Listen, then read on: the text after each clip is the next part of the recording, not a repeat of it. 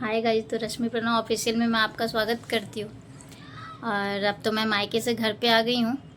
थोड़ा अभी घर पे बहुत गंदगी हो गई क्योंकि अभी गर्मी के दिन है और मेरा जो फ्लैट है वो बहुत बाईपास पे ही है, तो बहुत ज़्यादा गर्मी होती है।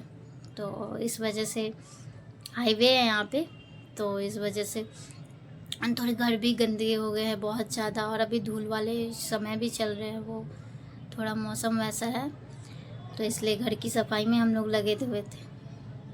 और मायके से घर आना मतलब, तो मेरा तो ये घर ही है ना, और माँ का घर तो अब मायका हो गया, तो थोड़ा तकलीफ़ तो होता ही है क्योंकि इतने दिन अपने माँ बाप के पास रहने के बाद लड़की को एक नया घर एक्सेप्ट करना पड़ता है।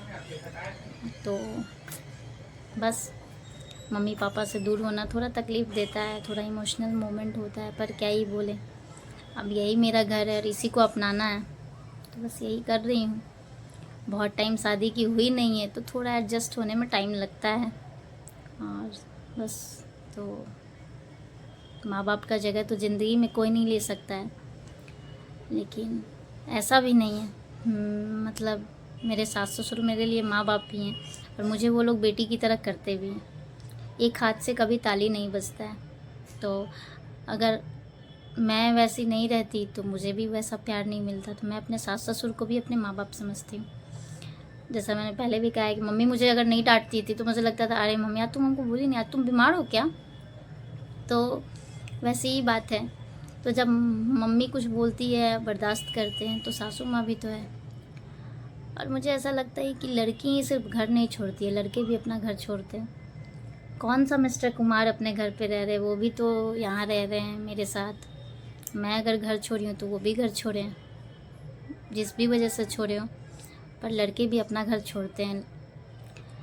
तो ऐसा नहीं है, दोनों की सेक्रीफाइस होती है, दोनों एडजस्ट करते हैं। वो भी मेरे लिए नए हैं, मैं उनके लिए नई हूँ। तो रिश्ता ऐसे ही चलता है। गाड़ी के दो पहिए हैं, एक भी ख़राब रहे तो गाड़ी नहीं चलेगी। तो इस वजह से, और गर्मी बहुत है इसलिए मुझे पसीना आ रहा है। और मैं कोई माइक यूज़ नहीं करती हूँ, तो पंखे की आवाज़ से ना आवाज़ साफ़ नहीं आएगी, तो इसलिए मैंने पंखे को बंद कर रखा है, जिस वजह से बहुत पसीना आ रहा है। और जिस रूम में एसी है उसमें प्रीशा सोई है, तो मैं उसमें बोल नहीं सकती हूँ क्योंकि प्रीशा की नींद बहुत पतली है और कभी भी जग सकती है। और अभी कोई खाना वाना तो बन चुका है, तो कोई काम है नहीं, तो मैंने सोचा मैं थोड़ा आप लोगों से बात कर लूँ। और जो भी शादीशुदा होंगी उन्हें तो ज़रूरी पता होगा कि मायके का मतलब क्या होता है, माँ का घर क्या होता है, पापा का घर क्या होता है। तो वैसे ही आज एक दो दिन घर से आने के बाद मन तो नहीं लगता है, पर लगाना होता है।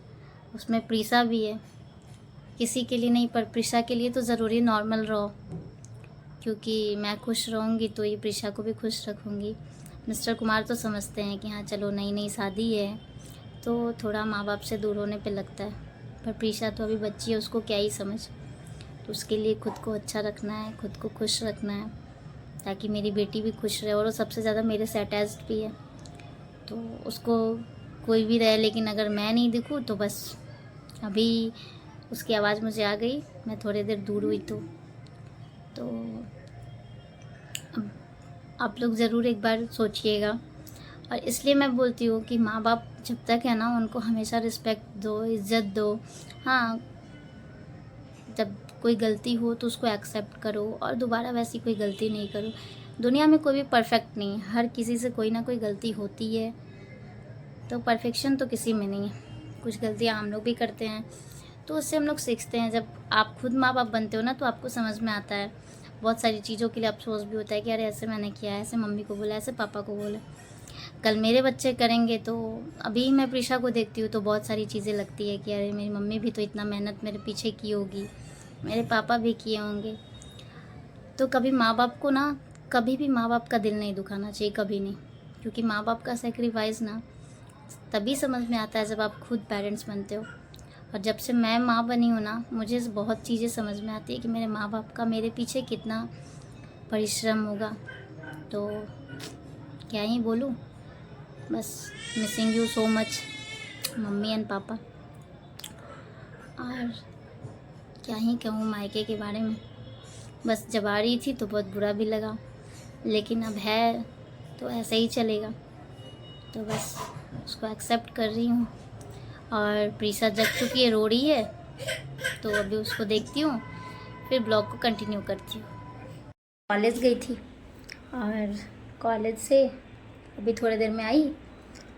आगे मैं आपको कभी बताऊंगी, इस बात को रिवील करूंगी कि मैं कॉलेज क्यों जाती हूँ, कॉलेज में क्या पढ़ती हूँ या पढ़ाती हूँ, तो वो चीज़ मैं आपको बाद में क्लियर करूँगी अगर आप जानना चाहोगे तब। तो और ये जो साड़ी आप देख रहे हो, ये मेरे पापा ने मुझे दिया था जब प्रीसा हुई थी तब। हमारे यहाँ छठी होती है, बिहार का ये कल्चर है कि जब बच्चे होते हैं तो छठी होती है, ऐसे गांव की भाषा में उसे छठीहार भी बोलते हैं। तो ये छठी पूजा होती है जो 6 दिन पे होती है, वो हुई थी। तो मेरे मायके से ये मेरे लिए साड़ी आया था, तो मैंने इसको आज पहना। जो सभी ने तो बहुत तारीफ़ की, अब आप लोग देखो कि शायद अच्छा है या बुरा है। तो मुझे मेरी लाइक्स से ही पता चलता है कि हाँ मेरी साड़ी अच्छी है या मैं आज अच्छा ब्लॉग बनाई। तो ज़्यादा से ज़्यादा आप लाइक करना, सब्सक्राइब करना एंड प्लीज़ शेयर करना। अगर मेरी वीडियो आप लोगों को पसंद आती है तो प्लीज़ आप लोग शेयर करना। और अभी तो बस अब खाना खाना है और थोड़ा आराम करना है, क्योंकि दोपहर का टाइम है और प्रीसा भी सो चुकी है। तो मैं बस अब खाना खाऊंगी और थोड़ा प्रीसा के साथ आराम कर लूँगी, क्योंकि फिर प्रीसा शाम से जग जाएगी तो कोई काम नहीं करने देगी। तो बस यही है। और आप लोग का दिन कैसा रहा, आप लोग भी बताना। आज तो बहुत गर्मी है और मेरा तो आज जाके थोड़ा घर साफ़ वाफ हुआ है। एक दिन भी घर जाना मतलब घर इतने गंदे हो जाते हैं ना, जैसा मैं पहले ही बता रही थी आप लोगों को।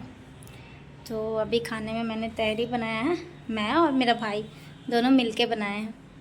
तो अभी देखते हैं कैसा बना है, क्या है नहीं है, फिर हम लोग खाएंगे और फिर पता चलेगा कि भाई मेरा कितना खाना बनाना सीखा है, कितना नहीं सीखा है। तो इसलिए हम लोग सुबह में डेली हम लोग ये चना मूंग खाते हैं, क्योंकि ये सेहत के लिए बहुत अच्छा होता है और सभी को खाना चाहिए। तो प्लीज़ आप लोग भी खाना, ये ना बहुत सारी बीमारियों को ख़त्म करने के लिए एक दवा है। तो प्लीज़ आप लोग इसको खाना। और अभी देखती हूँ समीर ने क्या बनाया है। तो समीर ने बनाया है तहरी, तो खाना पड़ेगा कि कैसा बनाया। बाय द वे आप लोगों को बता दूँ कि समीर मेरे भाई का नाम है, तो ये समीर ने बनाया है। तो चलिए अब तहरी खाने, कैसा बना है, भाई ने कैसा बनाया है। मैं तो बहुत कम ही हेल्प की हूँ उसको, क्योंकि प्रीसा जग गई थी और वो रो रही थी। तो अभी खाती हूँ और बताती हूँ कि कैसा बना है, फिर समीर को भी अच्छा लगेगा कि हाँ दीदी ने अच्छा बनाया है। आज मैंने बहुत सारे रील्स भी शूट किए, तो आप लोग देखना। और प्लीज़ अगर मेरा वीडियो पसंद आता है तो आप लोग सब्सक्राइब भी करना, प्लीज़ एंड प्लीज़। तो मुझे बहुत अच्छा लगेगा और मुझे मतलब आगे बढ़ने के लिए एक हौसला भी मिलता है आप लोगों से कि मेरे इतने सब्सक्राइबर हुए हैं और मतलब मेरी वीडियो अच्छी चल रही है। व्यूज़ भी ठीक ठाक ही आ जाते हैं, रील्स पे अभी ठीक आते हैं व्यूज़। तो प्लीज़ आप लोग ज़रूर बताना कि मेरी वीडियोस कैसी लगती है आप लोगों को। तो आपके लाइक से पता चलेगा। कुछ समय के बाद मैं कमेंट को ऑन कर दूँगी और आप ज़रूर वहाँ पे जाके कमेंट्स कर सकते हो। अभी फ़िलहाल मैंने कमेंट्स को ऑफ़ रखा है, वो मेरी पर्सनल रीज़न है। तो अगर मेरी कोई भी बातों से आप लोगों को बुरा लगता है तो उसके लिए सॉरी। बार बार मैं हर वीडियो में बोलती हूँ कि अगर मेरे किसी भी शब्द से आपको ठेस पहुँचता है तो उसके लिए मैं क्षमा प्रार्थी हूँ। तो चलिए इसी के साथ मैं इस ब्लॉग को एंड करती हूँ। And thanks for watching Rashmi Pranav official. और प्लीज़ मेरे चैनल को लाइक एंड सब्सक्राइब और शेयर ज़रूर कीजिएगा। Thanks a lot.